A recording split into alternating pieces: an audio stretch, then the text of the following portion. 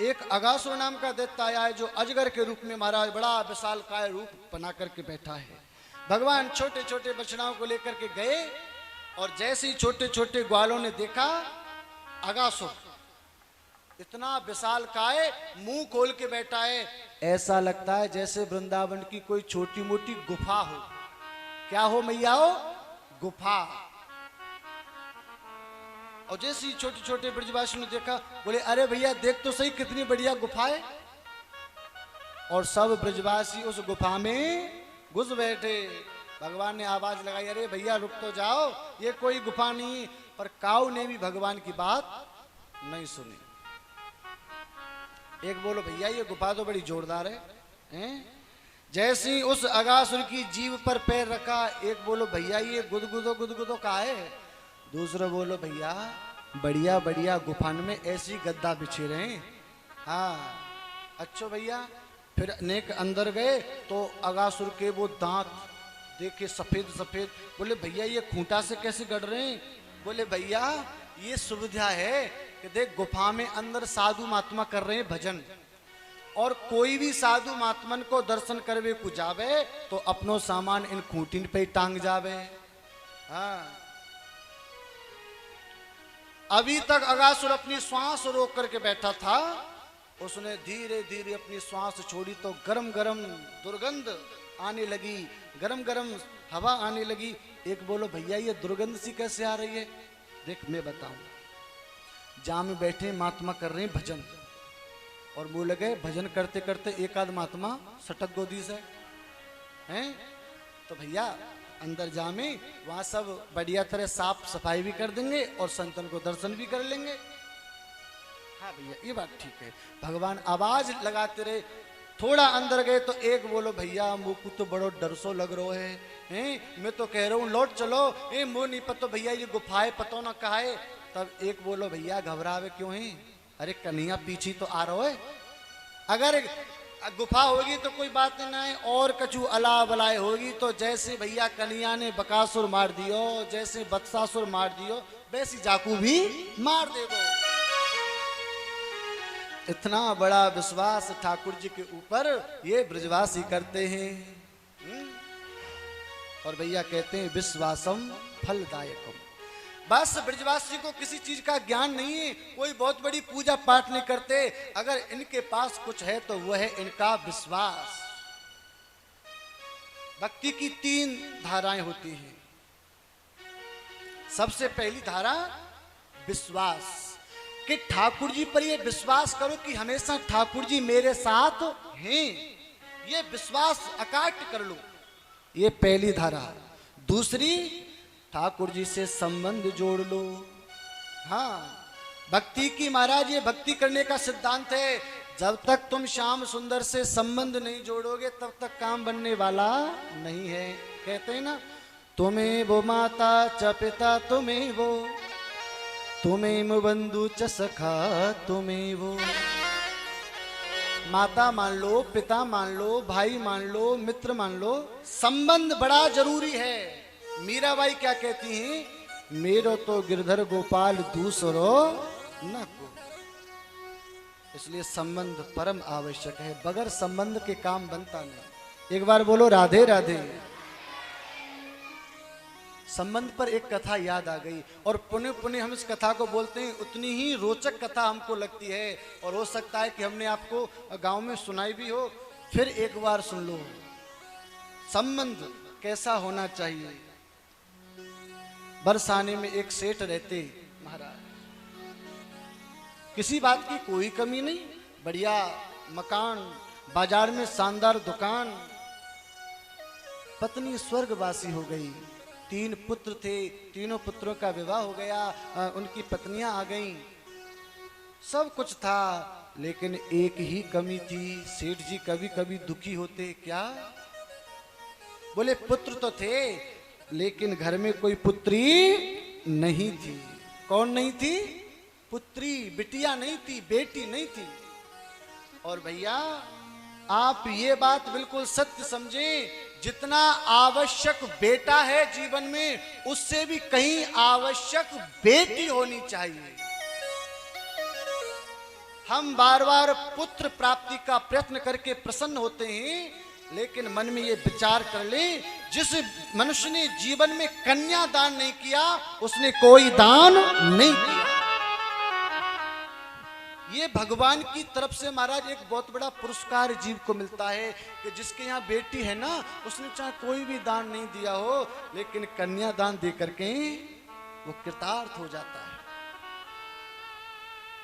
अरे आप सब प्रबुद्ध जन बैठे हैं, आपने देखा होगा बेटा बेटी में कितना अंतर है।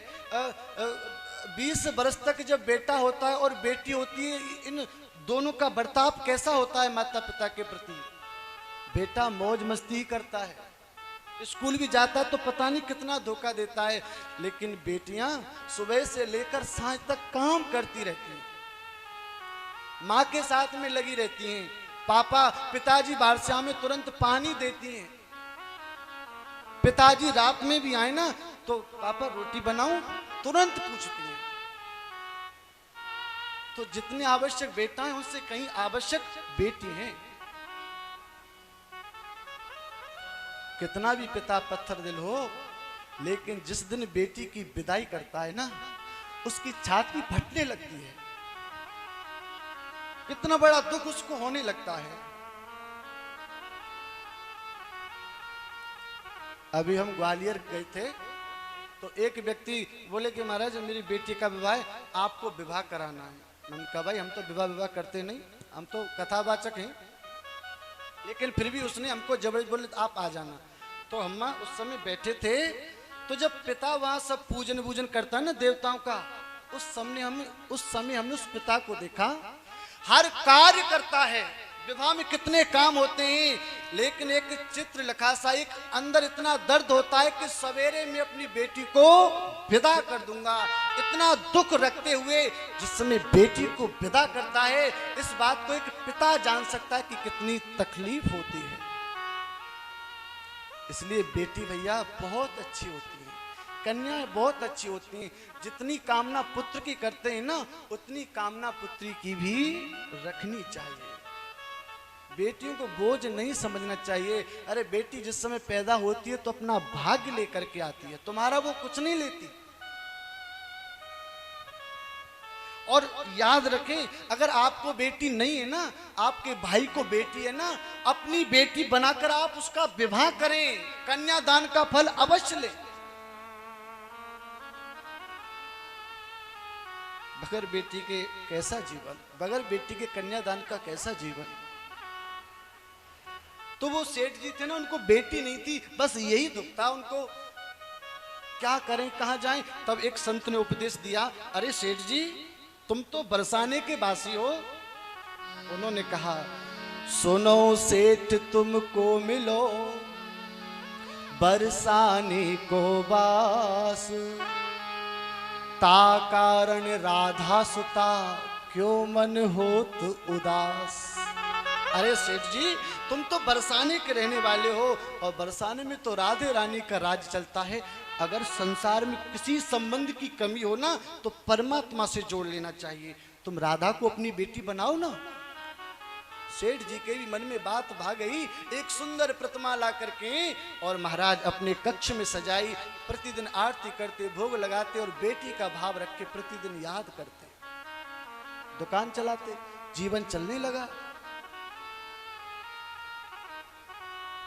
भगवान कहते हैं कि संबंध जीव बनाता है पर निभाता मैं हूं। बना के तो देख। एक बार की बात, उनके घर में मनिहारिन चूड़ी पहनाने के लिए आई। प्रत्येक बार आया करती थी, तीनों बहुओं ने चूड़ी पहनी, चूड़ी पहन के चली गई। हिसाब किताब सेठ जी करते दुकान से, लेकिन आज राधा रानी ने सोचा मेरे पिता का घर है, क्यों ना चूड़ी मैं भी पहनूं। 3 बहू चूड़ी पहन के चली गई। आज एक चौथा हाथ भी आगे बढ़ गया। मनिहारिनी ने सोचा मैं बरसों से चूड़ी पहना रही हूं, पर चौथा तो शायद कोई मेहमान आया होगा, कोई अतिथि आया होगा, चूड़ी पहना दी। सेठ जी के पास गई, बोले सेठ जी पैसा, बोले चूड़ी पहना के आई, बोले हाँ। सेठ जी ने पैसा दे दिया।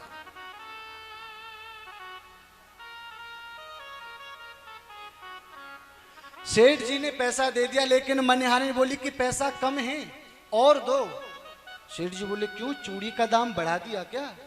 वो बोली चूड़ी का दाम नहीं, चूड़ी का दाम तो वही है, पर मैंने आज 3 को नहीं बल्कि 4 को चूड़ी पहनाई है, 4 का पैसा चाहिए।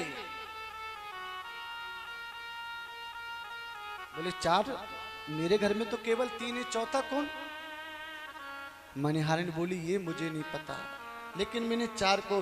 बोले देख ज्यादा पैसा चाहिए तो ऐसी मांग ले, पर झूठ मत बोल।